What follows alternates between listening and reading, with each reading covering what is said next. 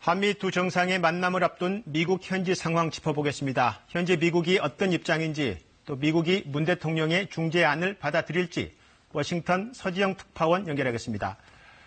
서지영 특파원, 한미 정상회담을 앞두고 폼페이오 미 국무장관이 대북 정책의 기조를 밝혔다고요. 혹시 입장 변화가 있습니까? 제재를 통한 최대 압박, 이 기존 방침은 그대로 유지되고 있습니다.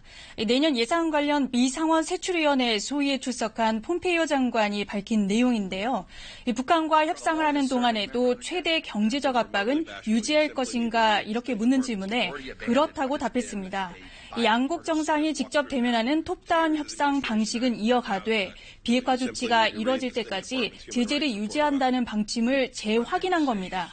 대북 외교의 목표가 무엇인지 묻는 질문에도 기존 원칙을 분명히 했는데요. 이 부분은 직접 들어보시죠.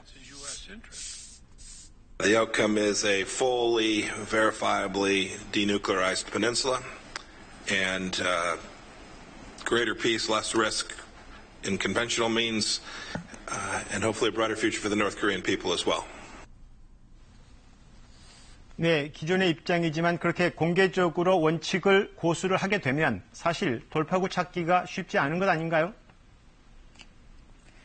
표면상으로는 그렇게 보일 수도 있습니다만 수면 위와 물밑 대화라는 두 축이 굴러가는 외교의 속성상 진행 과정을 좀 더 지켜볼 필요가 있습니다.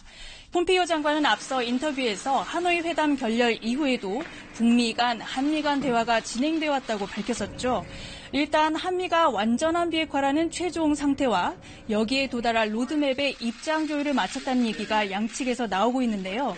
나아가서 북한을 협상장으로 이끌어낼 견인책이 뭔지에 대한 것은 정상 간 대면을 통해 도출할 것으로 보입니다.